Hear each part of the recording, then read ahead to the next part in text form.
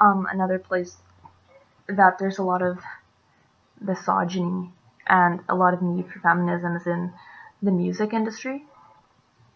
So you have, I mean, there have been quite a few popular, successful female artists, but no matter how popular you are, no matter how successful you are, you're always subject to sexism and misogyny.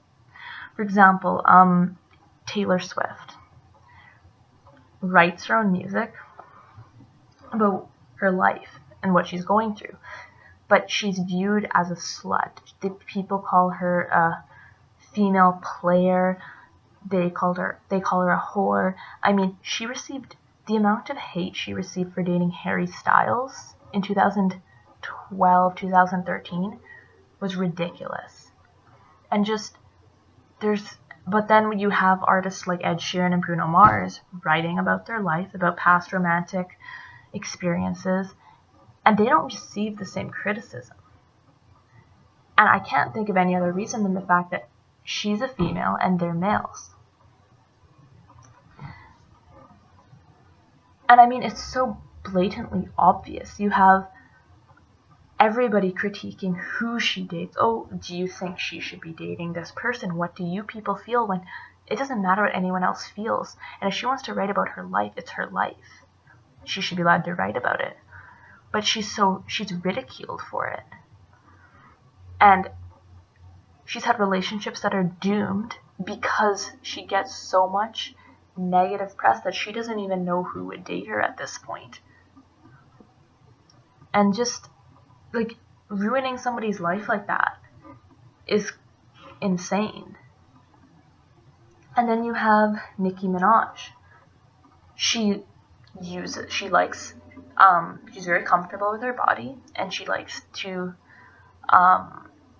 use that word for herself in her videos, and that's fine. But it's not because she's called a slut. She's also called a whore, not because she writes songs about her life necessarily, but more because of the provocative nature in which she presents herself. When let her, leave her be. If she wants to do that, she should be allowed. If she doesn't, she shouldn't have to. But people are going to sexualize her as it is, so why can't she do it for herself? And she also received another level because of flack, because she's a female rapper as well, and there's not too many female rappers. And so you have her being compared to Iggy Azalea. You just compare, oh, well, is Nicki better? Iggy, and just let her be. And then you have Miley Cyrus, who I don't agree with everything. However, when she broke out of her Disney image, she's received tons of criticism, and she's called, once again, a slut, a whore, for everything she does. But then you have Nick Jonas, who also broke out of his Disney image, and he was like, oh, he's growing up, he's becoming a man. It's so ridiculous. And when you put them side by side, there's no other explanation. It's misogyny. It's just plain misogynistic is what it is. And there's really no other way to argue it too. I've been looking around seeing, oh, does this happen? But it really doesn't. With Taylor versus Ed and Bruno Mars, or you have just Nicki Minaj in general, you have Miley Cyrus versus Nick Jonas. It's just sexism. And there's misogyny and there's sexism everywhere. And all these examples I provided, I can't include them all, but they all explain why it is that we need feminism so badly. And so, yeah. A group of people that really need social justice is the LGBTQ plus community, or the full acronym is actually LGBTQIP2SAA plus. And I feel like it's important to know that and say it, because there's so many people with so many different identities that aren't even covered in the acronym, but I feel like that's the least we should be able to do. And so there's so many problems.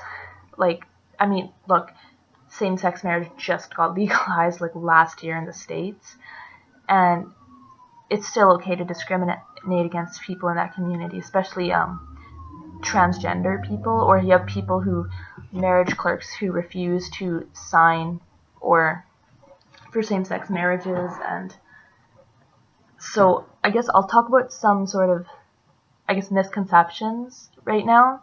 Like, bisexual people are not more accepted than lesbian or gay people.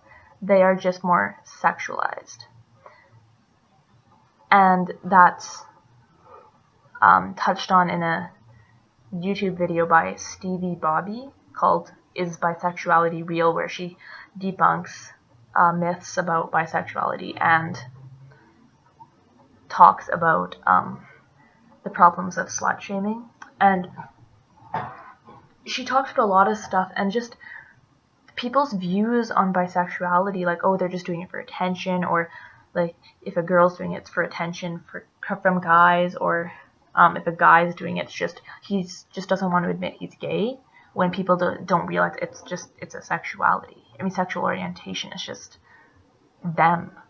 And the problem, especially with bisexual people, there's a lot of erasure of bisexuality. Like with news articles, you'll see, 15 celebrities you didn't know were gay, and then like some of them are bisexual, or different forms of polysexual.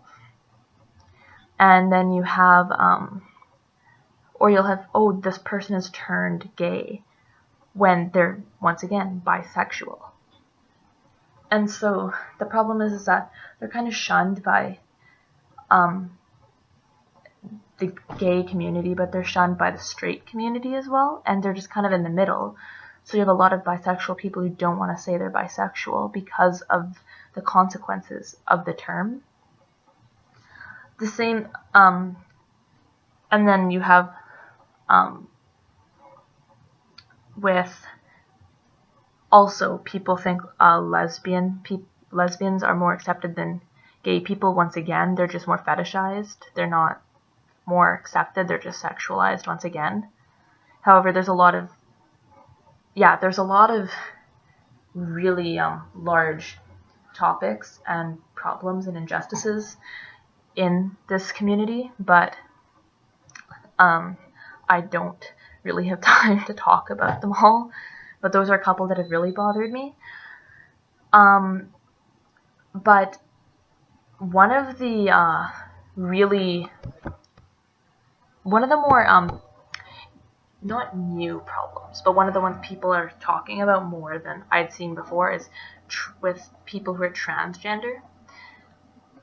People ask people who had sex changes, or they think have had sex changes or whatever. They think all transgender people, first of all, have had sex changes. Then they ask about their genitals, and they ask, so what do you have?